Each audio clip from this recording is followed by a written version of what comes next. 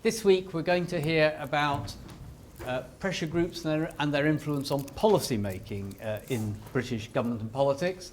And our lecturer is Jill Rutter, who was formerly I should do it the other way around, is currently a senior researcher at your title is? I'm a programme director. Programme director at the Institute for Government. Bizarre hierarchical nature of the Institute for Government. But anyway. Was previously a senior civil servant in both the Treasury and before that in the Department of the Environment, as it was then called, yes?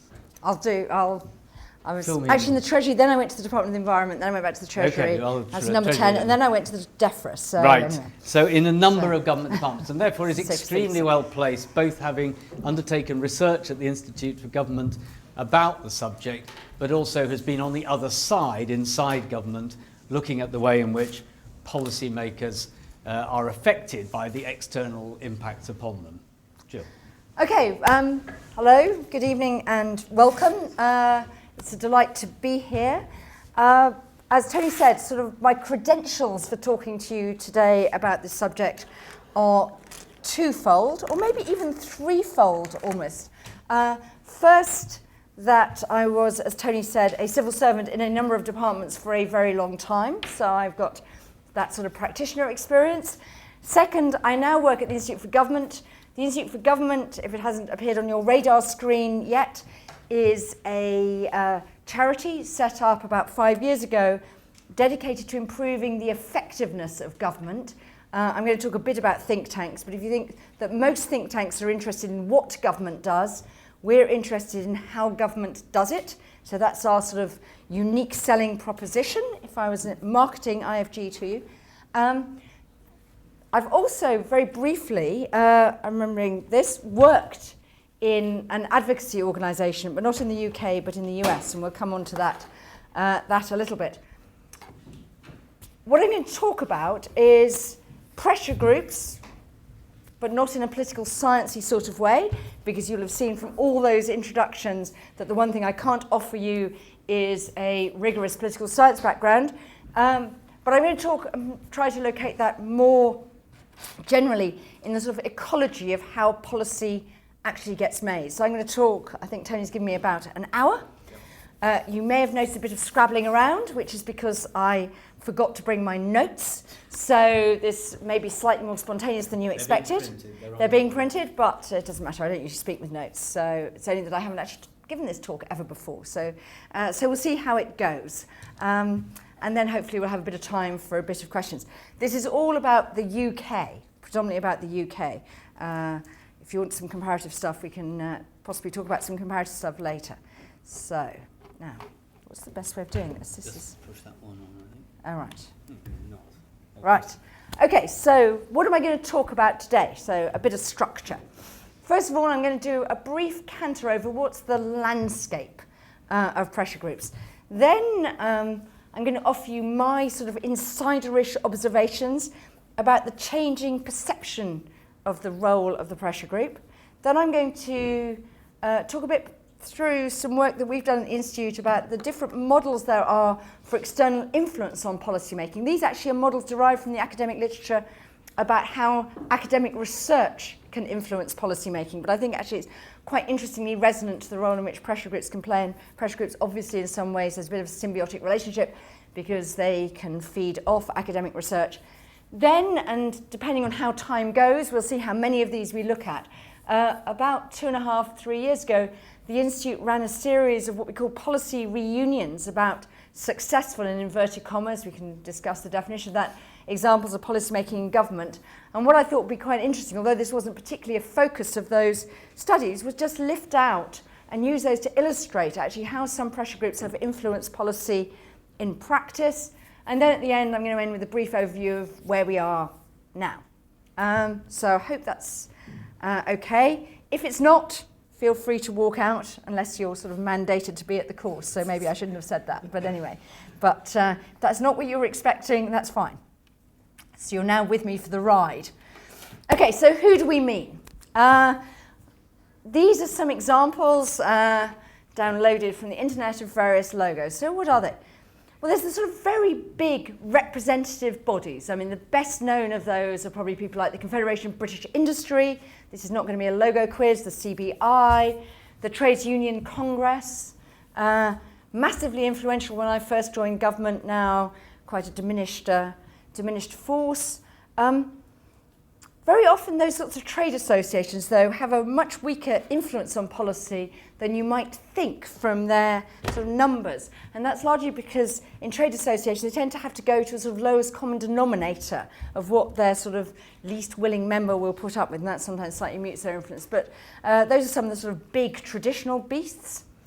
The second one I've got there, the British Medical Association. A really good example of what some people call the most effective closed shop in the business, but a professional association that uses that professional association both to lobby on things that were of direct professional interest to them, like terms and conditions for doctors. Then we have the big membership organisations. This, I think, a really significant group in the landscape. I've selected one, the Royal Society for the Protection of Birds. Lots of members. Whether people join because they're dedicated environmentalists or not, I think is a really interesting point.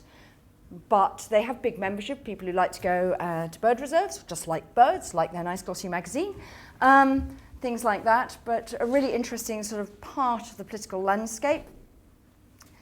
Then more bespoke special interest groups. The one I've selected out here is Action on Smoking and Health. Quite well known, been around, originally founded by the Royal College of Physicians back in the 1970s as a dedicated arm to lobby for action on tobacco when it was felt the government wasn't responding swiftly or substantively enough to the findings, emerging findings in the late 1950s, early 1960s, linking tobacco use to increasing ranges of adverse health outcomes.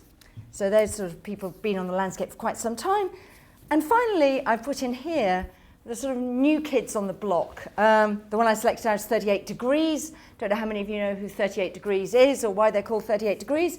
But 38 Degrees is an exemplar of the new sort of pressure group. It's actually a platform for campaigns which really leverages social media to get campaigns going. So recent things they can chalk up as successes, stopping what they would term the privatisation of the forests by Caroline Spellman a few years ago. They tried to take action on NHS reforms and stuff like that. So if you've got a problem, you can post it onto 38 Degrees, and if you've got enough people coming in behind you, then it can become a 38 Degrees campaign. So it's very sort of grassroots driven and stuff like that. So that's the sort of multivariate landscape of pressure groups, what I would call pressure groups and things. You may have to use No, it's all right. It's all right. So it's all here. This is one of these over-animated slides. But of course, they play a sort of role in what I've called here the wider ecology of decision-making in Whitehall. This is a sort of slide we've used quite a lot at the Institute for Government, and basically you can think about the ecology of decision-making as an interplay. It's not necessarily all unidirectional between what I call influencers, the deciders, various levels of jurisdiction here. You'll have done all that with people who are much more expert than that than me in this course. And then the implementers. And of course, implementers can also be influencers, because actually we can't implement that, or we can't implement that in the form you're expecting, is actually quite a major and significant input into policy. But if you look here, then you've got sort of wider sort of people who brand themselves as civil society. I think it's always quite an interesting sort of self-appointed role. You've got academia and the research community who may want to influence directly policy, particularly if they feel they're under the cosh of the research excellence framework, or who may try and influence through some of these other groups. These are all slightly interconnected. You have think tanks, so you have sort of quite an interesting set of think tanks, and those can range from the politically aligned think tanks like the Institute for Public Policy Research, doing a lot of thinking now on what the next Labour government would do. Under the last government, Policy Exchange, founded in the early 2000s by Michael Gove, Francis Maud and Nick Bowles, to think about actually what was the agenda for a modernising Conservative government.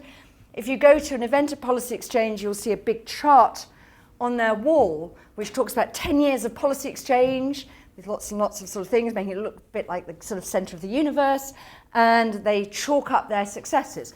So for example, if you want to know where did the idea of police and crime commissioners come from, the answer is it came from policy exchange. Where did policy exchange get the idea from?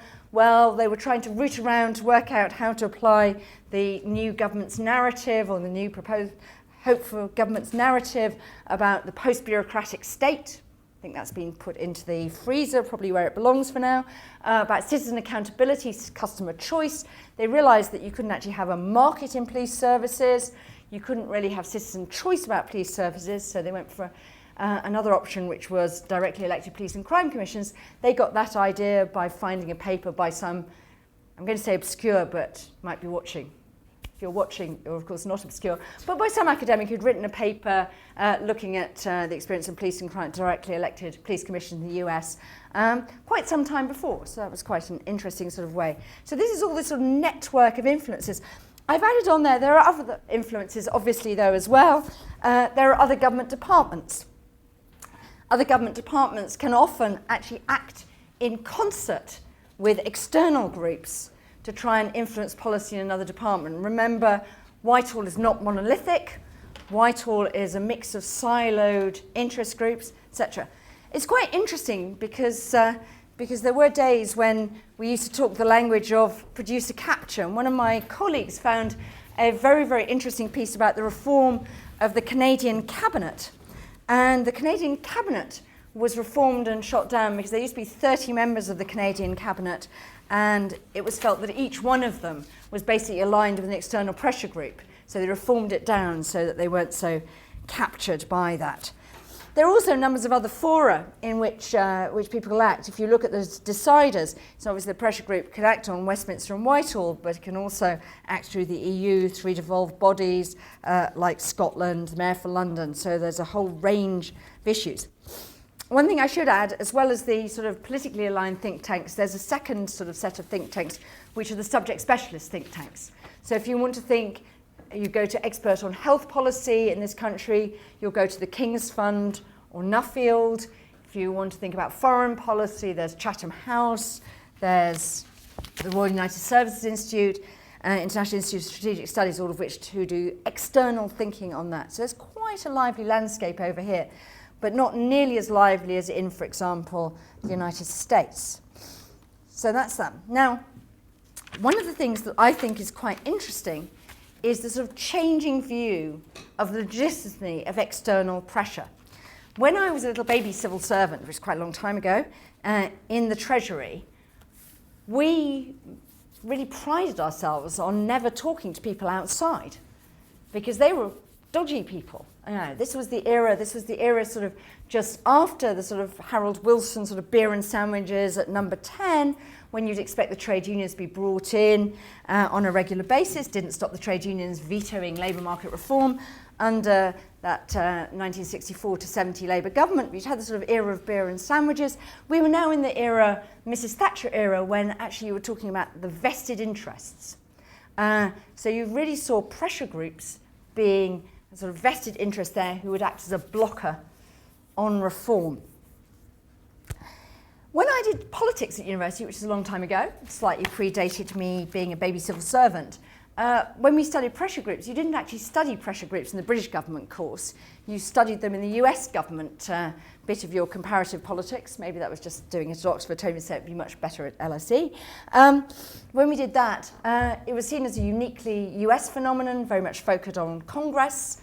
And when I studied in Berkeley in the late 1980s, my bookshelves were filled with such books as Showdown at Gucci Gulch, which is about the Reagan tax reforms, or another one about trying to reform trucker regulation called Breaking the Special Interest. There was a real feel then that these people had too big a say in policy and were not doing that in the public interest. For the public interest, you had instead to look to political parties. So you had this range of special interests on the one hand, who would be representing and trying to defend their interests and promote that, whereas political parties were actually the sort of legitimate people. After all, their legitimacy was rooted in a democratic mandate.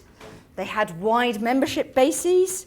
They might be linked to pressure groups through union funding, but I mean, they had to appeal to a broad church, and they were really seen as places that could mediate between all these special interest groups and actually come out with something that was a more rounded and more sort of generally legitimate decision than would be gained by listening to lots of special pleading. But there's been really quite an interesting phenomenon. If you look at this graph, which is taken from a House of Commons Library research paper, said, name my source, you will see that we see a very, very significant decline in membership of the main parties. So the green line goes since 1983. You can sort of extrapolate and add them up before that. I'm not quite sure why the House of Commons decided that main parties started in 1983, but everybody else started a bit earlier than that. But you'll see that that line comes on a very sharp downward curve. Of course, this is percentage of the British electorate, so actually it's never that high, but it's definitely going down only one way. But at the same time, we've seen a really big increase in the rise in the membership of large non-governmental organisations. I think this is really quite interesting. Now, this is in a different currency to the last one. This is in thousands, but you look and you see that the National Trust is now heading towards the 4 million mark.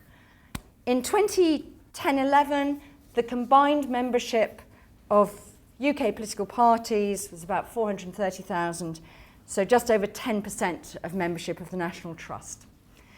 Now, lots of people are members of the National Trust not because they support the Hands Off Our Countryside campaign, but because they want to go out for a cream tea and a bit of stately home watching on a Sunday afternoon. It's something to do, and they've signed up to the direct debit and failed to cancel it, so you have quite a lot of inertia in membership there. But it's quite interesting if you look at that sort of rise of external memberships. So, I've gone and done the wrong thing, she said.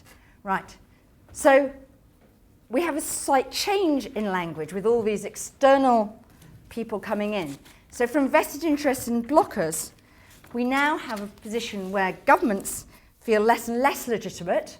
They have declining popular membership bases, voter turnouts declining, so they've got less of a claim to popular support. Levels of trust in politicians have always been low. They're getting, if anything, a bit lower. And politics is increasingly seen, in the UK at least, as really about being about personal power and much less the pursuit of the public interest. At the same time, you have these, people much more willing to join some of these very big organisations. But you also have far more opportunities, these people. You have the change in the media. There's a lot of talk about the effect of 24/7 media on government, but actually one of the opportunities 24/7 media gives is you need protagonists. And very often a source for protagonists are these sorts of big interest groups, because they're always ready to appear. So if you want a view, you've got a ready place. The media particularly enjoys an adversarial framing of interests.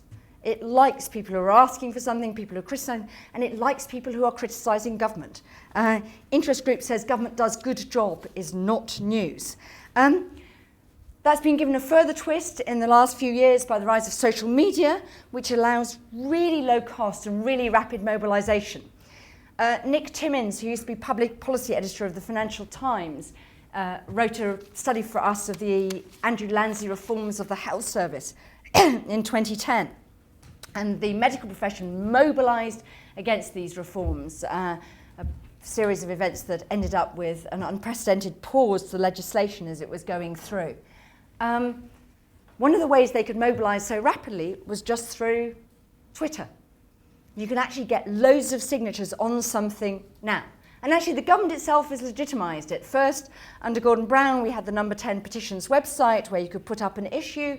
That led to government saying it wasn't going to contemplate the idea of road pricing after a very well organised protest by the fuel lobby. Now we have the e-petitions website for Parliament, where if you get 100,000 signatures on an e-petition, then it has to go to the Backbench Business Committee and they decide whether there should be a debate on it. So we are actually giving that legitimacy as another route into Parliament. And a lot of this is reflected is a change of language. So from the idea that these are vested special interests and you actually have to be very careful within government about giving in to these people, the notion of producer capture, which used to be a sort of very powerful way, we now call those same people our stakeholders. My boss at the Institute for Government won't let us ever use the word stakeholder, which is really annoying because it's really difficult to find something else to say, but they are now regarded as stakeholders. And government often feels it needs the consent of these groups to govern. So various things you see, and particularly under the last Labour government, you saw the migration of a lot of people from those groups into government, into quite senior government positions. They're increasingly used as well as being influencers on policy to deliver services that used to be publicly delivered by public institutions. And under the last government, there was the creation of a dedicated office of the third sector, sitting in the Cabinet Office to manage relations with all these groups. That's now morphed under this government. Remember, David Cameron was elected with the language of big society into the Office for Civil Society. So that's, I think, it's sort of quite an interesting evolution in the way in which we regard those. So what I wanted to talk about now was actually how do groups like this influence? Now, I don't know whether any of you, if you don't bother to apply for an internship at the Institute for Government because you won't get one. But I don't know whether any of you watch Borgen about Danish politics, which is Saturday evening viewing on BBC4. Brigitte Nyborg, former Prime Minister in Borgen, is setting up her new party. Now, in this episode that I've stolen a picture from the internet from, sorry, she's looking at how to fund her new political party. So one of the routes to influence is just directly funding political parties, interacting with them. But also in that very same episode, she has a meeting with an organisation fantastically known as the Organisation of Agricultural Interests. There's very, very direct political lobbying of that sort. But then there's much more external ways to influence here. The Daily Telegraph, in cahoots with the National Trust, I think, ran a major campaign a couple of years ago against the government's planned reforms to the planning system called, unemotively, Hands Off Our Land. That was the logo they ran. They ran that for about 7, 8, 9 months, whatever. The National Trust went head-to-head with the Conservative ministers in the Community and Local Government Department demanding changes to the National Planning Policy Framework, and actually was largely successful in securing some of the changes to the language. Whether it was largely successful in achieving the outcomes it wanted is a different question. And then an example of think tank influencing here. This is a report by the Centre for Social Justice. The Centre for Social Justice is a think tank. Come sort of advocacy group founded after he left being Conservative leader by Ian Duncan Smith, now the Work and Pension Secretary, as a sort of vehicle for his thinking about how the welfare state needed to be reformed. This isn't the document, but when Ian Duncan Smith was appointed Work and Pension Secretary, the only job in government he wanted, he came with a mission to implement the reforms developed by the Centre for Social Justice. And one of the things DWP officials tell you is he came with a blueprint for universal credit that was a giant book that they had worked up in opposition in this think tank. So those are some of the sort of ways you might see influencing in fiction and in fact. But what I want to just think about is some of the sort of models of ways to influence. Now, these are some of the models that we looked at when we were looking at what did academia have to tell us about how ideas influence government, because ultimately one of the things that pressure groups are doing is trying to influence through ideas as well as just through pure naked power. This is what's called the rational policy model. Now this is, I don't know whether you've done this is the way people in government would like to think government policy is made. There is a version of this that sits in a thing called the Treasury Green Book, which is Treasury Advice to Government on How to Do Policy. There it's called the ROMEF model, rationale, objectives, goes around appraisal, whatever, she said. But this is the sort of basic rational policy model. Problems identified, evidence is assessed, solution formulated, and then it gets implemented. Nice, pure, really sort of, naive model of policymaking, I think we might call it. Obviously, if you're trying to influence, there are various stages at which you can influence.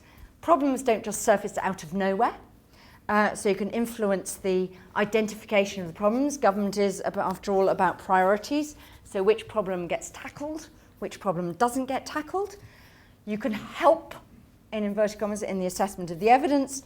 You can help propose some of the formulated solutions. But one of the things that's really interesting about the ROMEF model in theory, or the rational policy model in theory, is it's like a sort of hermetically vacuum-packed process. It looks immune to all external influence. The second model that we have here, I notice that all my headings are disappearing off, is what's called the incrementalist policy model. That says actually, policy isn't done like that. Policy actually isn't sort of one big, sort of nicely conceived blueprint for change that emerges in rational policy model. Actually, much more policy is much more incremental, and you go in sort of baby steps from one policy to another and stuff like that. Now, if you're trying to influence that, you actually predominantly want to be sort of inside the system. The sort of groups you can imagine being much more influenced, those are user groups. You can actually say, well, this isn't quite working, we need to tweak this at the margins, because this is quite a sort of co-developing policy model. This, I think, is quite an interesting model. I think it owes a bit to the sort of Gladwellian tipping points and things like that. This is the unattractively named virus policy model, where actually ideas spread. So I think it's quite interesting. If you give of quite recent, quite contentious policy change, but actually, why did the government devote time, effort, and political capital this year to the same-sex marriage bill? It's quite interesting. Where did that come from? I mean, it's just a sort of idea, we had civil partnerships, maybe that's a bit incrementalist, so it just seemed like a logical thing, you've gone to there, so why didn't you let people get married and stuff like that? But actually, it's very difficult to trace where it suddenly became part of the norm, and not just here. I mean, it's in a large number of countries where they're saying, where did it come from? And actually, it's much harder to see in that sort of instrumental way, and I think that's quite a good example of that. Obviously, there were sort of groups like Stonewall, various other people campaigning for gay rights, equal marriage campaigns, but it's quite interesting to trace exactly where that came from. But suddenly, you get the majority of people just saying, yeah, that seems like the right thing to do, and governments like doing things that generally people think is the right thing to do. This is a much more sort of intellectual model, the Carol Weiss model, the conceptual policy model, where actually you don't sort of influence directly at all, you just affect the general intellectual environment in which policy is being made. So you just sort of change and reshape that. And I think one of the really interesting ways in which external influences can act and pressure groups can act is in just changing the political space and the political framing around debates. I mean, how do we see issues, and why do we suddenly select out some issues as important or some approaches as the right way forward? And finally, and I think this one really does resonate, and I'm going to talk through some examples, what's called the policy stream model. Reference is John Kingdon, 1995, which actually says that policy change comes about through a confluence of three things. There's first, which is sort of having the policy ready. So actually being there with an idea and doing some work and finding it out, stuff like that. So the policy stream. Then there's a sort of problem stream, which is basically that you actually need some sort of catalytic event which suddenly opens up a window of opportunity, which then brings in the political stream, where people see that political opportunity in grasping for that solution to that problem for which the time has come. And I think that's really quite an interesting model, and actually, as we talk through one or two of the examples I'm going to give you, I think that's quite a resonant model. I'm not sure I'm always totally convinced that academic models really resonate with the real world, but I think this one actually does. Anyway, that's the policy stream model. So what I want to do now is just give you a brief canter through some of the work that we did in the Institute for Government. Now, we wrote a report called the S Factors, that was a write-up of a series, as I said, of 6 events we had on successful policy making. How did we define success?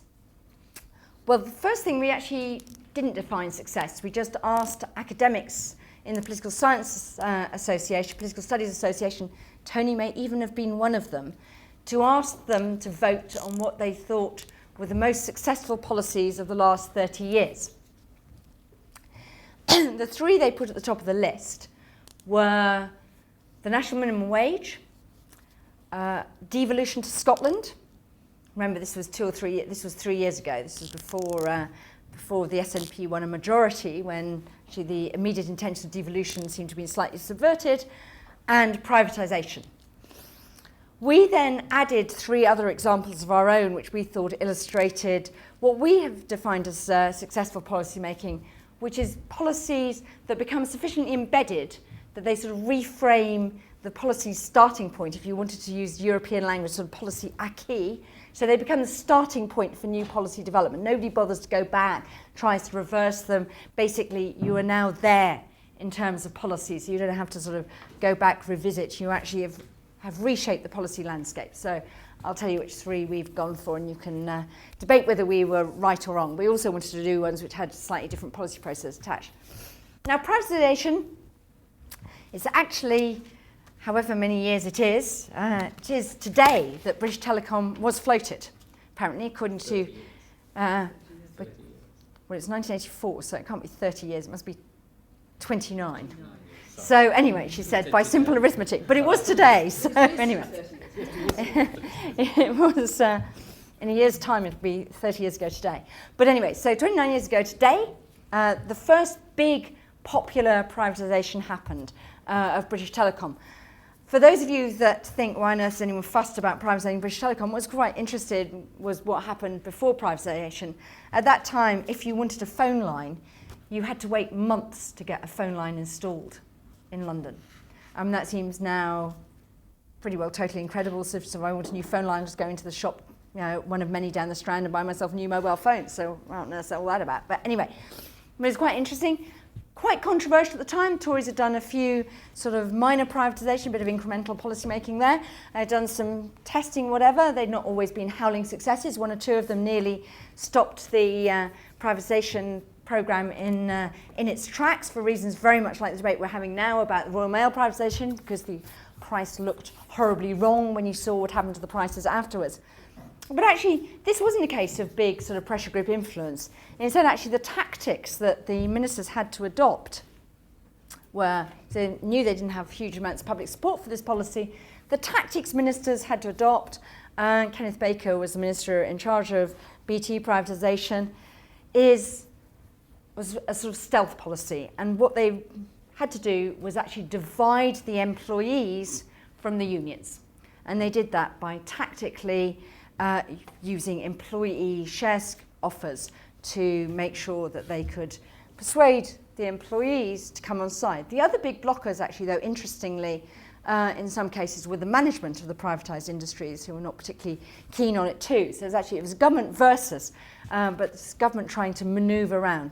But actually, in terms of the sort of things you might think, government was trying to duck a big ideological front-on confrontation in order to achieve its programme. Scottish devolution, in many ways, sort of really interesting sort of polar opposites. So there was nothing said in the 1979 Conservative Manifesto about privatisation, hardly anything there. Nigel Lawson claims they were thinking about it a lot. Other people aren't so clear that they were. Scottish devolution was really, really interesting. Because Scottish devolution, the second attempt, remember, at devolution to Scotland, the one that worked, was actually a sort of extra government process. The proposals that were developed for devolution to Scotland were not developed by any of the political parties, but rather by this thing called the Scottish Constitutional Convention, this gathering of Scottish civil society.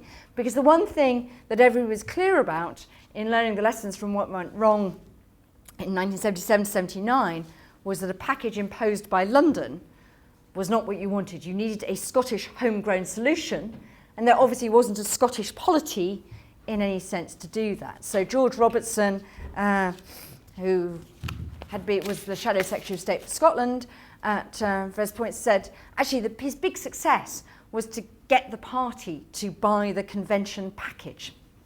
But quite interestingly, another piece, and that's actually a piece of sort of semi-academia, external help, Scottish devolution is quite technical as well as a great political sort of coming together. And the Constitution Unit, now based at the University College London, was really quite important in helping the people developing the blueprint for Scottish devolution to make sure that they'd really covered off all the issues involved. Because this was an era when in government under John Major completely set its face against any sort of breakup of the Union, with John Major warning that devolution would be a slippery slope. George Robertson famously said that Scottish devolution would shoot the nationalist fox. The nationalist fox seems to be thriving quite well, so possibly John Major was righter on that than George Robertson. But anyway. So that's quite interesting. That's a really sort of area where actually most of the policy development happened outside conventional, happened in opposition during Labour's very long time in opposition, but happened through civil society processes rather than very conventional political processes, though with political party representation. Our third case study, which is quite interesting, is national minimum wage. National minimum wage, quite interesting area of policy. One of my favourite quotes at our policy reunions was from Chris Pond, who ran a little research unit in the 1970s called the Low Pay Unit. They were around forever. And they were lobbying around on this. Said, I can tell you, back in the 80s, the minimum wage wasn't controversial at all. Nobody thought it was a good idea. Well, that's not quite true, because Chris Pond thought it was a good idea, and Rodney Bickerstaff, who was head of the Public Employees Union, NUPE, the sort of lower paid end of that, it was a good idea. But actually the trade union movement didn't think the minimum wage was a good idea back then, pre-Thatcher Labour reforms, because as Ian McCartney, who's the minister who was responsible for bringing in the minimum wage, said, you know, actually trade unions saw this as a bit of an existential threat. Why would you want to have a minimum wage when, you know, that's what trade unions were for? Actually, you know, the big beneficiaries of the minimum wage weren't less organised women workers or whatever, but they saw threats to their differentials. Differentials are very big, sort of 1970s, 80s term, whatever. So they said if you legislate what price trade union organisation, it would disappear. Again, possibly they were right. But a key part of getting the national minimum wage off the ground was to propose a piece of institutional architecture that brought in both the employers and employees. About a year and a half after the national minimum wage legislation went through, the Conservatives signed up to the national minimum wage. Low Pay Commission still exists. But the CBI, who had been perceived to be big blockers for the minimum wage, suddenly reframed their position when they saw that Labour was going to win anyway. But within the employer movement, they also realised that actually a decent minimum wage gave protection to employers who were paying that anyway against cowboy employers who were paying very, very low levels of wages. So actually they changed their attitude, having been previously extremely sceptical. But this sort of tripartite arrangement that we have, the Low Pay Commission, is designed to have 5 employers, 5 employee, not as representatives, but to make sure that they've got those interests involved, and 5 neutrals under a neutral chair, so that they can they agree those things, and they recognise that they need to produce consensus in that. If they don't produce consensus, they hand setting the minimum wage back to government. I'm just going to talk quite briefly about one or two of our other examples. The Turner Commission. We're actually implementing pensions reform now.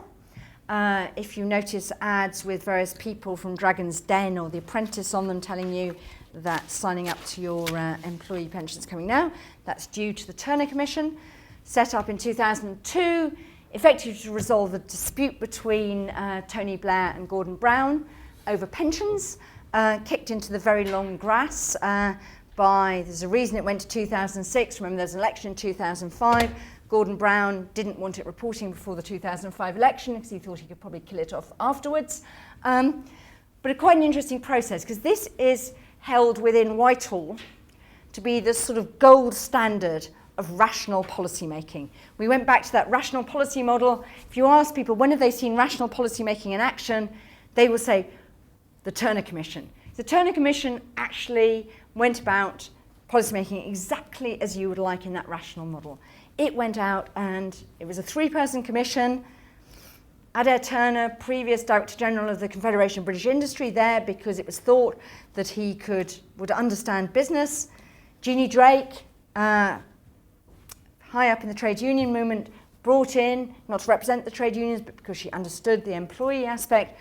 John Hills from the London School of Economics, here because if you're going to do a policy review, you've got to have John Hills on it, because John Hills is like world mega expert on anything to do with poverty or whatever, and nice, sort of sensible person. 3-person commission chaired by Adair. They had this really long process imposed on them, so they spent the first year assembling the best evidence base they could. And they used that to basically buy in support for their problem identification. If you look at this quote from Adair Turner, he says, what we were trying to do is to make sure that people could not disagree on the analysis. They were produced a voluminous fact base, put it out there and said, if you don't agree with this, come and get us, or whatever. And actually, the really interesting thing is they did a lot of engagement with stakeholders, sort of model you would do. They called them stakeholders. And what they did was actually completely reframe the debate about pensions. James Purnell, who ended up as Secretary of State for Work and Pensions, Minister of State for Pensions at the time Turner produced his report, said actually what this commission did was redefine what was possible in this area. When they set off, they first of all, ministers thought raising the state pension age was something you did not dare put on the political agenda. By going through this external process, doing a very elaborate process of identifying the problem, getting people's buy-in to what's the problem, thinking about how you produced a package that had something in it for most people, but also caused everybody to pay something as well, you actually managed to bring back onto the policy agenda something that politicians have been too nervous to put on there, raising the state pension age. And as he said, it was one of those things you think, oh my God, you say this, everybody is going to go crazy. But you said it lots and lots of times, a series of controlled explosions went from page 1 of the paper to page 3 to page 5. And by the end it was, oh yeah, everybody knows we're raising the state pension age. It's a bit of things. The 5th one we looked at was the smoking ban, which is a really interesting example of accidental policy making. The thing I love about the smoking ban is it's the only example I can think of which is where within 6-7 months of an election, the Chancellor and the Prime Minister go into the lobby to vote down a manifesto commitment by their government. So I think it's really quite an interesting piece of policy making, but actually it's really quite an interesting example of a bit of very, very strategic lobbying. Now, within government, there were quite big splits on whether or not you should impose a smoking ban. The government had done a voluntary ban on smoking in public places, hadn't worked, high levels of non-compliance. Ministers have been worried. Tessa Jowell, this is Tessa Jowell talking about what she was thinking back when she was Minister for Public Health in 1997, 1998. Government really frightened about what the Daily Mail would say. So what are all the sort of organisations, Daily Mail, everybody in government always talks about the Daily Mail having a veto on policy, but terror of being seen an agent of the nanny state. By 2005, Patricia Hewitt, then Secretary of State for Health, is saying actually the vast majority of people want a complete ban. And it was just a matter of time before we get one. But actually it wasn't government policy. John Reid, who was Secretary of State, had decided he wanted a compromise. He didn't think it was fair to stop working class people smoking in working men's clubs and things like that. So he proposed a sort of bizarre hybrid. Now the government's hybrid was in many ways a complete failure of policy making, because what it managed to do was cause a really interesting alliance between Action on Smoking and Health, remember them, Smoking Pressure Group, gets quite a lot of its funding from the Department of Health, certainly did then, it may not now, the doctors and things like that, all on the side of a ban. The hospitality industry so disliked the government proposal because it created this uneven playing field. They said, well, if that's your proposition, actually we'd rather have a full ban, because that's dreadful and unworkable. So they aligned behind ASH, whatever, And both of them worked very closely with the Health Select Committee, chaired by Keith Barron. Keith Barron, a known anti-smoking campaigner, had been appointed to chair the Health Select Committee in 2005. Remember, this was when select committees were appointed by the whips, the chairs, not elected as they are now. So he thought that was a symbol that the government wanted activism on this issue. He decided to use his chairmanship of the Health Select Committee to take the committee to look at what had gone on with Ireland with a smoking ban, what was going on in Scotland with a smoking ban, and managed to actually create quite a sort of cross-party movement in favour of a smoking ban. The result is when an amendment was put down to the bill to go for a full ban, the government, just as this week they seem to be doing on plain pack cigarettes, the government realised the public opinion wasn't with them, the votes weren't with them, and so rather than be defeated, the Prime Minister and the Chancellor went and voted for the amendment, voted for a full ban, which I think is quite an interesting example of symbiotic and accidental policy making. The final case study, this may have to be taken off my list of policy successes quite soon, is the Climate Change Act. And I think this is a really interesting exemplar of that Kingdon model of the policy window opening and people jumping through it. In 2004, I was at DEFRA at the time, so I know a bit more from the inside on this one. 2004, Tony Blair made a speech, and various of my colleagues at DEFRA helped write this, and they put in one of the sort of usual lines, this run up to a G8 summit the next year, one of the usual lines about international leadership on climate change. But we were going through a dreadful process within DEFRA called the Climate Change Programme Review, which was an attempt to get back to the government's own commitments on what it was going to do on UK climate targets at the time, and it got completely bogged down. So one of my colleagues managed to get this line, or one of the Prime Minister's external advisors got this line into the Prime Ministerial speech. But we cannot aspire to such leadership unless we are seen to be following our own advice. We have to do more to achieve our commitment to reduce carbon dioxide emissions by 20% by 2010. Actually, it's quite interesting. In any domestic policy forum, the Prime Minister did nothing to back up that statement at all. I mean, so the Climate Change Programme Review happily ran into the grass in early 2005-06. So absolutely no backing up. But that line was leapt on by one of the quite powerful environmental NGOs we have. So Tony Juniper, running Friends of the Earth, heard that line and thought, this is our opportunity to take the government at its word.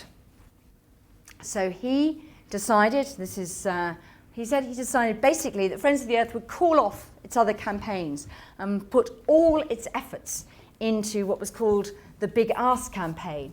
We're saying, actually, government, we don't trust you on climate change. We don't trust these airy-fairy commitments. The UK's never had a problem with meeting Kyoto targets, but we don't trust these areas. We want you to put climate change targets into law.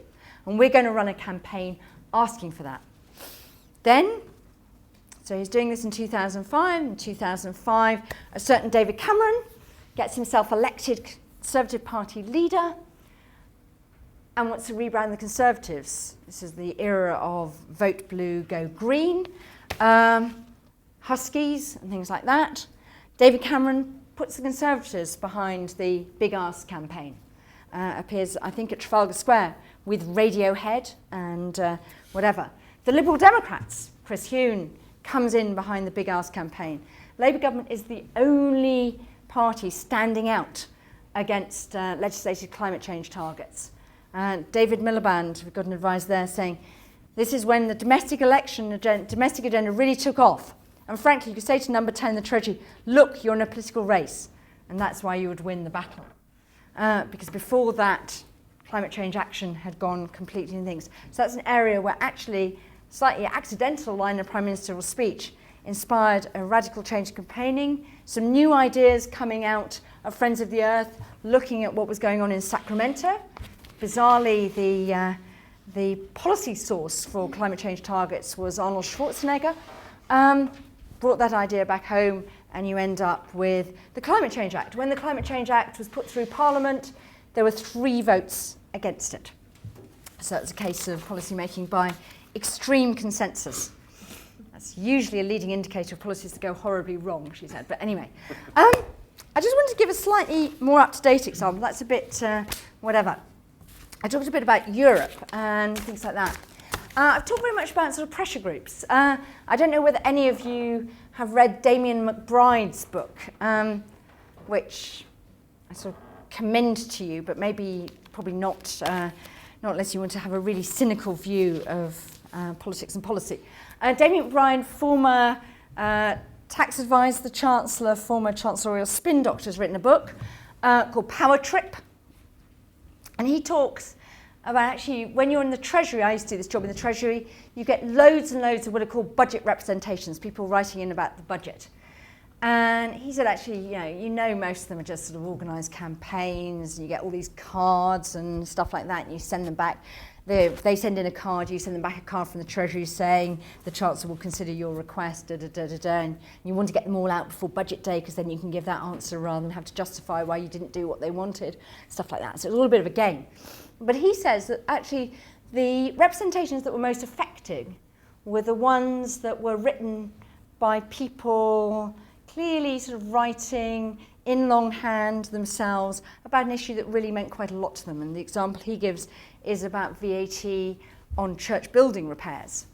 I wrote a blog about 4 weeks ago about a really interesting case that's going on in the European Parliament at the moment between the Council and the Parliament about how and whether to regulate e-cigarettes. E-cigarettes, I don't know whether any of you use them, novel product, hugely less risk than cigarettes, but the EU, the government here and then the EU have proposed to regulate them as medicines. Medicines regulation is something that big pharmaceutical companies find quite easy to comply with because that's their job. All the little startups that are making e-cigarettes would be put out of business by this. Because this market's been regulated in the UK, there are actually now about 1.2 million people who call themselves vapers. I thought this was really striking. This is a comment from somebody that somebody posted on my blog. And I thought this was really quite, and there were quite a few of them. I mean, IFG blogs never get any comments at all. There's one guy who sort of cyber stalks us, but generally we never get comments. But I suddenly got quite a lot of comments, and these were quite typical of the comments I got. Yeah, I'm 62 years old. I've smoked since the age of 14. I've tried everything under the sun to stop, and nothing has kept me from tobacco. That is until I tried an e-cig 9 months ago, and I haven't smoked since. My health is so much better, I no longer cough, I can walk without getting out of breath, my home is free from tobacco smells, I no longer smell of smoke, I'm not harming anyone else, my second-hand smoke. If the Medicines Health Regulatory Authority go ahead with medicalising e-cigs, then they'll be causing the death of millions of people. We elect MPs, MEPs to represent their citizens, yet it appears to me they're representing pharmaceutical and tobacco companies. Shame on them. Linda. And actually, I got quite a lot of comments like that. I was really struck, whatever. Now, it's quite interesting because one of the phrases I hadn't known before I did this was the phrase astroturfers. I don't know whether anyone knows what an astroturfer is. An astroturfer is a fake grassroots movement.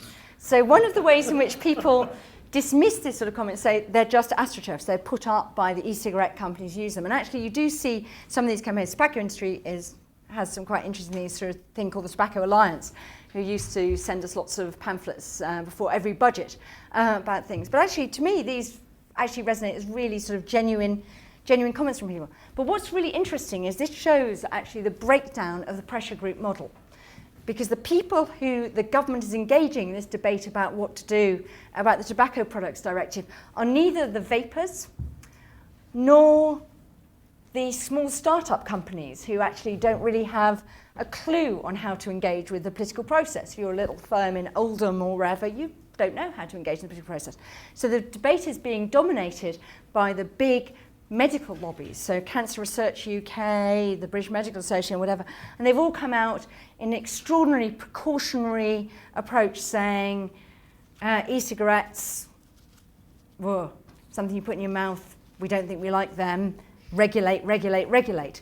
So it's really quite interesting, and what they're doing is using their authority as doctors to actually talk about something which is about market design, about behaviour change, about things like that. So it's really quite interesting, whatever. But government has no mechanisms, or has ignored huge numbers of interest here because they're the sort of not the usual suspects. Because one of the problems with all these issues is you think health, you always speak to conventional vested interests. So I think that's quite an interesting example of one of the things. What is interesting though is through things like Twitter, social media, or whatever, these people can at least post this on an IFG blog, and I posted this IFG blog to various people in government saying, before you think about what you're doing, maybe you should just read some of these comments. So that's a quick tour about some sort of pressures and policy making in action. So let's just have a few tentative conclusions. Pressure groups, I think, can now mobilise rapidly, and there's quite a bit of opportunity. I think that they have gained quite a lot of legitimacy, are seen as quite legitimate versus the declining legitimacy of political parties and the political establishment. Social media, I think, has created a lot of new opportunities, but I think one of the things that this sort of rapid mobilisation is much better at doing is at stopping things rather than acting as a sort of positive force for change. It is much easier to mobilise around don't do this than do this instead, and actually they don't present terribly good fora for producing alternative propositions. So I think if you look at things like 38 degrees, they're very good at saying no. They're much less good at saying do this instead. One of the real problems there, though, is you can stop issues one by one, like those sort of games where you do that. But actually what you never get to do is look at the options in the round. So, for example, you can say no to road pricing, but actually you've never looked at road pricing in the context of a future transport policy, sort of various mixes that you want, what the alternatives are. You never had a conversation with Caroline Spellman as to what bits of the DEFRA budget was she protecting by appearing to privatise forests, etc. So you miss that nuanced conversation. It's very easy to go in and ask for more without saying how you pay for it, or say no, etc. So I think it sort of slightly diminishes the quality of political debate to take things off and pick them off issue by issue. There are new fora and new processes and stuff like that that offer that. I mean, if you go to any climate change negotiation, there's like a sort of tent city of NGOs, stakeholders who are all out there. But I think the future depends on actually this battle for credibility and public trust. Now on that, I think it's not, whoops, that's the wrong way. I've gone and done something horrible here. Oops, there I am, hang on. Right, so I think it's a battle for public trust. So politicians are not doing well in the battle for public trust. This is the Ipsos Mori Veracity Index. It should be fairly familiar to you. Politicians down there, bankers have taken quite a belting in recent years. Civil servants very gratifyingly up there at 53%, but anyway. But politicians, bankers, journalists, estate agents, I mean, these groups are below estate agents. So anyway, so they're basically, maybe that's because nobody's buying houses at the moment. So politicians aren't doing very well. But this is from a thing called the Edelman Trust Barometer that I discovered the other day. They asked people in 18 countries about what they thought, but actually there's a general mood of scepticism. So, and I think probably associated with the economic crisis, sort of a bit of a plague on all your houses. Everybody is going down. Government is taking the bigger bath. Government is the green line on this graph, so government is going down to 38%, but basically there's sort of scepticism spreading generally. But one of the things that's quite interesting, I thought, was in this, they asked people in all these 18 countries what they thought of non-governmental organisations. Now, their headline is, NGOs are still the most trusted institution, but there are some declines, and actually, if you look, the UK is actually more sceptical about NGOs than most countries. I don't know what happened in Sweden, where it seems to have fallen off. People aren't very pro-NGO in Russia and Japan, but if you actually look at the UK, we only about 50%, it's about 50%. So this question, I think, on a scale of 1 to 10, how much do you trust them to act in the public interest? So we're steady, but we're not as high as quite a lot of other places. So I think if you end up and go back to my thing, I think there's quite an interesting thing. If you look at where the government is now, the Civil Service Reform White Paper, Civil Service Reform Plan published last year, declared that it was going to open up policy making. It's not quite clear what that means. There are various experiments going on, some things about better use of evidence, some things about more public engagement, some attempts, rather lame attempts so far, at crowdsourcing policy through the internet, things like that. But open up policy making could be an invitation in. But at the same time, the government, I think we've got another legislative pause on now. The government is looking at the lobbying bill, and you will have seen a very big campaign by a pretty united front of a lot of these charities, interest groups, saying that this would have the de facto effect of gagging them in the run-up to an election because it limits on sort of their ability to campaign. So I think there's a bit of a battle over trust and credibility. It's not clear which way it goes at the moment. Maybe government is trying to rein a bit of the initiative back through the lobbying bill.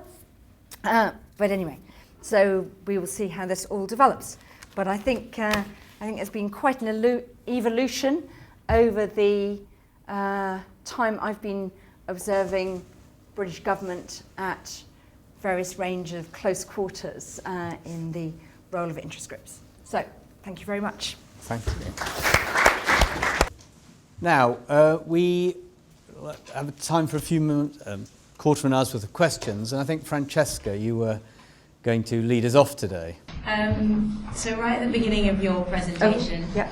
You were talking about your experience at the Treasury. You said that the Treasury and you yourself used to pride itself on having no interaction with outsiders and probably lobbyists, etc.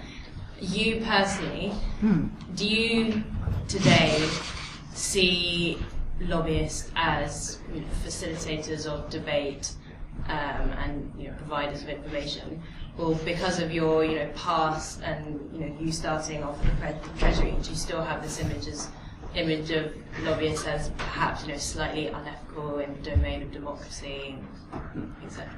It's a very interesting question. Of course, I'm slightly on the other side now because I'm attempting to be an external influencer, but of course solely in the public interest. So no, I think it's quite interesting. I now think that I'm quite pro this sort of mantra of opening up policymaking. I think actually policymaking is better done with more public influence.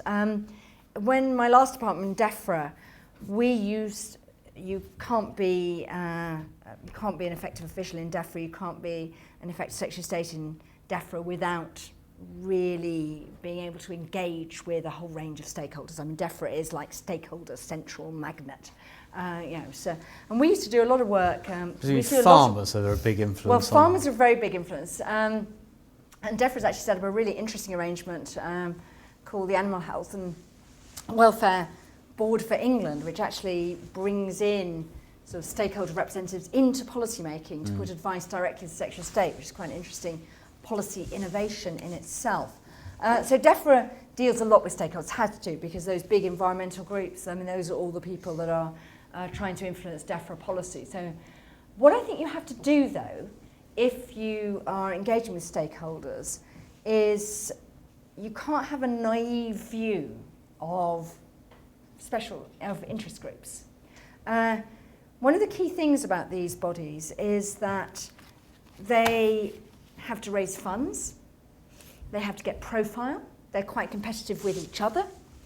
One of the things that I think is quite interesting about the public and public trust is that the public tends to trust information and evidence from pressure groups more than it trusts information and evidence from government.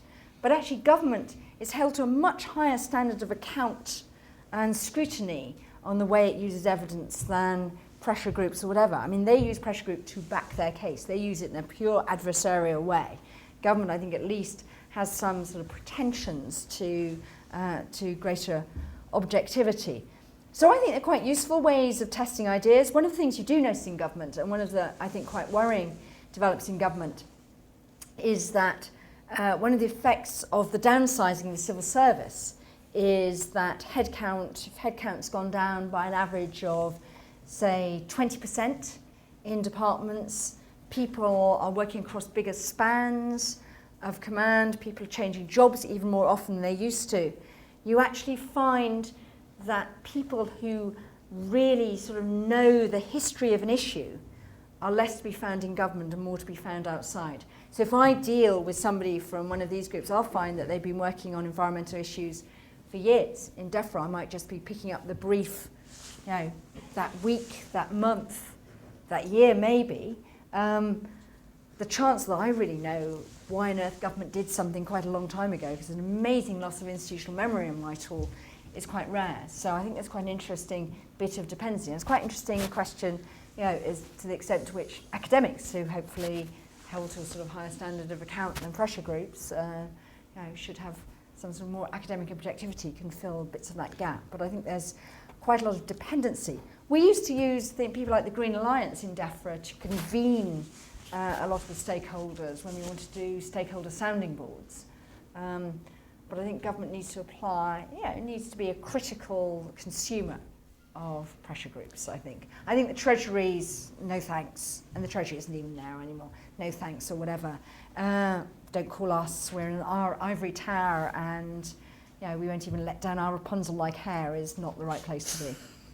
It's very 1970s. Just to take that, just take that point a bit further. I mean, the question of which you've hinted at, and Francesca's question hints at, the difference between, as it were, bad lobbying or people lobbying for things that that in a sense we don't want, and other people lobbying for things that we do want, is actually just whether you like them or not, isn't it? We? I mean, We as well, government? we being me, say. I mean, we being anybody in this room. I mean, the difference between whether or not you think Greenpeace lobbying is a good or a bad idea, or all the banks lobbying for what they want, is to some extent. I mean, they're both lobbying. They're both legitimate interests. They're both they're all legal organisations, and so the question of how government picks from between, as it were, quote, good lobbying and quote, bad lobbying is going to be difficult, isn't it, for any government at any point? It is quite difficult, but there's another thing, which is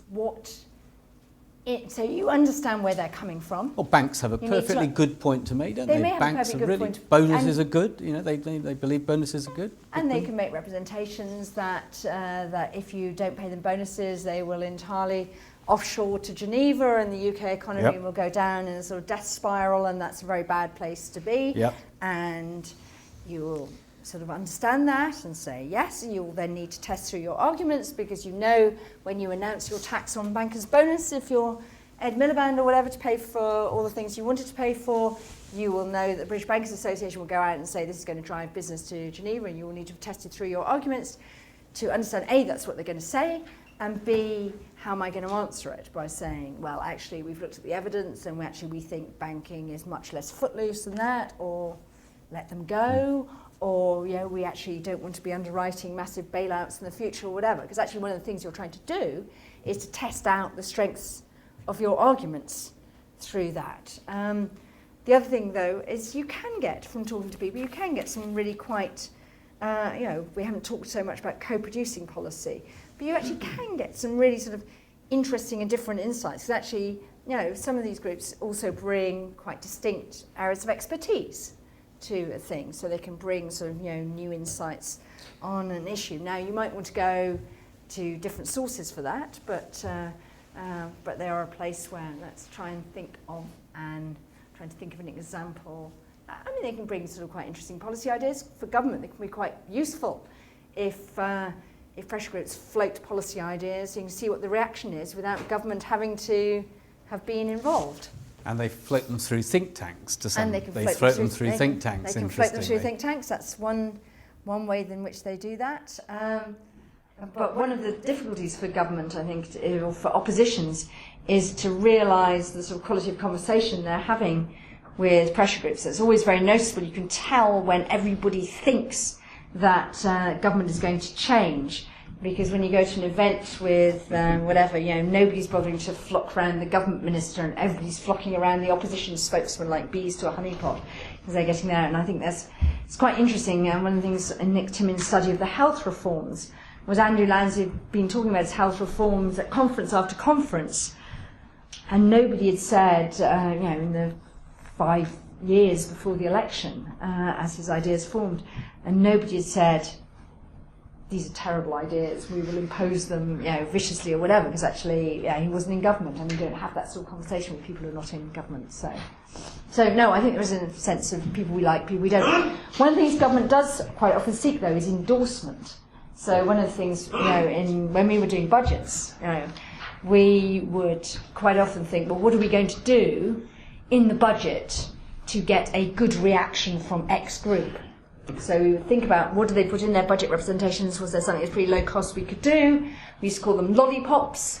So could we throw a lollipop at this group to make sure that in the Financial Times, which devotes pages and pages and pages of the budget, there would be the bingo duty association, the bingo operators association today welcomed the whatever. It's quite interesting. In the aftermath of the financial crisis, Alistair Dines got banks collapsing all around his ears and stuff like that.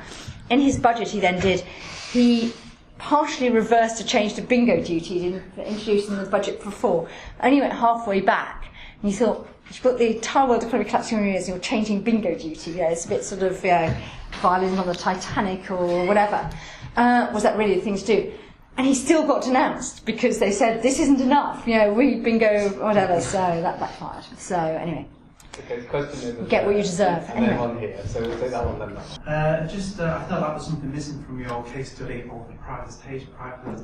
Thank you, privatisation. Yeah. You mentioned a positive, and I think it's quite nice to add some negatives to that as well. And I've got three, you can choose any of the three or any of them. Loss of billions to the Treasury, massive tax avoidance, and it makes everybody in the country politically and monetarily poorer, apart from extremely rich, of course. So, well, I wasn't looking at the merits or otherwise of the policy, I was looking at the process that underpinned it. Well, in fact, it's the Political Studies Association's academics that selected it, if it tells you something about academics, I suppose. It's a fair point to make. Yeah. Yeah, it's a fair point. But actually, the interesting thing, question is, that was the debate at the time, were you selling off the family silver, etc., etc. The converse argument was that the Treasury would never allow any investment in any of these industries. The first thing that went in any spending round was the external financing limits of nationalised industries, so they were chronically underinvested in. So if you still want to be waiting 4 months for a phone, then that was the counterfactual then. But anyway, so it's a debate to be had. But this is actually just about the process rather than about the merits of these things. So as I said, the definition of successful was enduring, not produce the right outcomes. Though we did ask academics how they define successful. I can go into that in a bit. Okay, we'll come back to you. So let me take another question just to move it. Yeah. Hi, thank you for the lecture.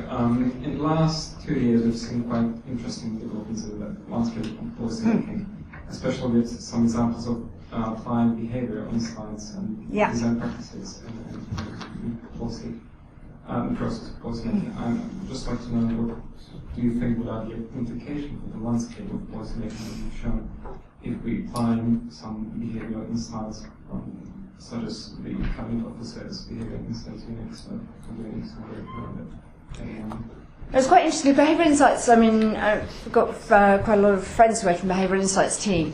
The behavioural insights team, I think, is doing something a bit different. It's a very good example, I think, of the sort of, conceptual model of policy making. The sort of idea of applying the insights from psychology to policy making, I think, is an idea that's being adopted quite widely.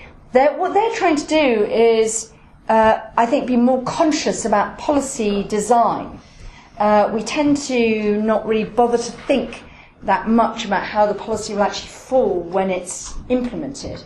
And most of the stuff that the Behavioural Insights team does is sort of relatively, I wouldn't say uncontroversial because that's not true, but relatively sort of technical second-order policy redesign. So, for example, one of the things they showed me recently was they were looking at what different pictures would impact on organ donation. So they trialed through the internet 6 different pictures to see what effect that had up on sign-up rates through when you apply for a driving licence. So I think that's quite sort of technical behind the scenes policy. I think it's quite a useful, low-cost intervention.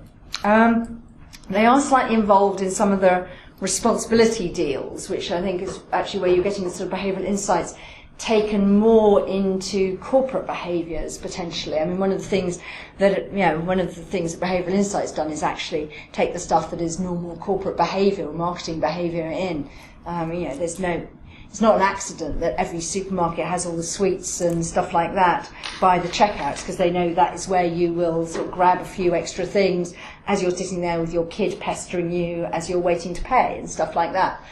Really interesting thing about whether you could do the sort of behavioural insight reversal on that, which would be don't put loads of sweets there as part of a reversal thing, and have a lot of satsumas and tangerines. So the kid is saying, "I'll take that satsuma and tangerine" or whatever.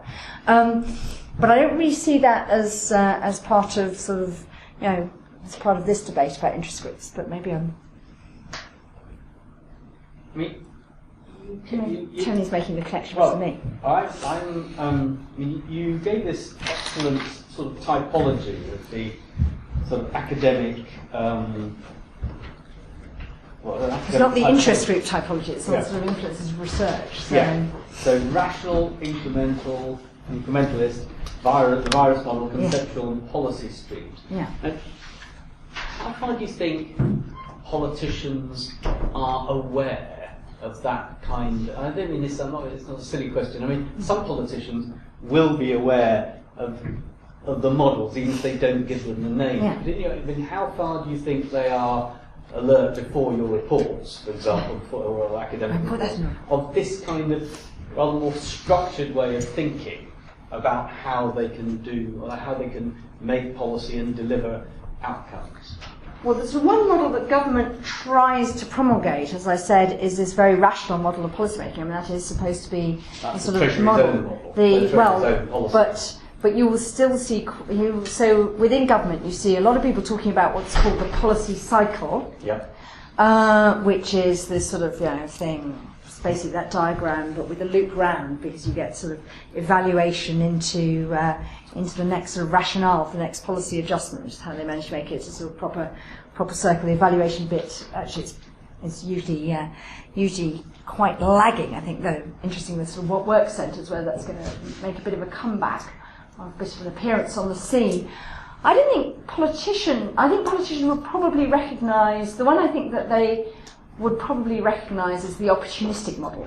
So I think that's the one that sort of really resonates, that actually I see a political opportunity, and one of the things I want, and this is one of the things that people really say about academics and research and things like that, is I need an answer quite quickly. So who is doing work now and not in 3 or 4 years' time or whatever, because my opportunity to do something, and that opportunity, that policy window, may just be, this is when I've just been appointed, and I think I only, remember ministerial shelf lives are quite short too. I have 2 years to make a name. Actually, where am I going to get my ideas from? I think someone like Ian Duncan Smith, I think, is quite an interesting example of somebody who actually went on a very deliberate and long-term attempt to try and understand the evidence base around an issue he was interested in, and he set up his own sort of institution to do that, and actually did quite a lot of heavy-duty analytical work. So I mean, you could say that in that sense he is trying to do the sort of rational policy-making action, came through and formulated his solutions, brought them into government. The interesting thing about policy-making in opposition is actually where a lot of new ideas are formulated is the real difficulty of doing any sort of stress testing on implementation in opposition. Because actually it's quite difficult to do that. You can do some thinking about, is this a good idea? How would we sell it? How does it fit with the political narrative? Etc., etc. But actually, and can we make it work question is quite a lot harder, I think, to really get a good answer to in opposition. But when the PhD theses on universal credit come to be written, we will be able to see whether that's the source of the problems. So, well, I was reading a blog of yours on commenting on the Anthony King Ida Crew book on blunders in British government, and at the end of a presentation at the school on that book, and I think I did one of the institutes as well, actually. I think one of the authors, I forget which one, did wonder whether that particular policy would feature in a future book of blunders, but we'll find out. Anyway, I'd just like to thank Jill enormously for coming to this evening. And I'd like to just to make the point, the Institute for Government's activity is easily accessible on their website, and a very good place to see debates between extant and previous politicians and civil servants played out in a comfortable and indeed delightful environment. So thank you again, Jill. Next week we'll be looking at political parties with Justin Fisher from UNEL. So just on the Institute for Government, since I failed to give us a proper plug, which of course I should have done, is we do have a number of reports. They're not academic reports, they're sort of more practitioner based, but if you're interested in things, the plus is we don't go through academic publishing, which means they are more up to date, and then quite a lot of things that have to go through long academic cycles to get through, so they are more contemporaneous. We also blog. We do run events. We quite often look very enviously at the events that are going on at LSE. The big different Institute for Government events is they usually come with free drinks and canapes. And you can just sign up. We also, if this is interesting to you, we do run an internship programme, and we tend to advertise for interns a couple of times a year. We're offering 3 to 6 month internships to work with us. So we offer 5 of those a couple of times a year. So do follow us on Twitter at Institute for Gov, or look at our website www.instituteforgovernment.org.uk. All you need to remember is the for, not of. Anyway, thanks very much. Thanks, Jill.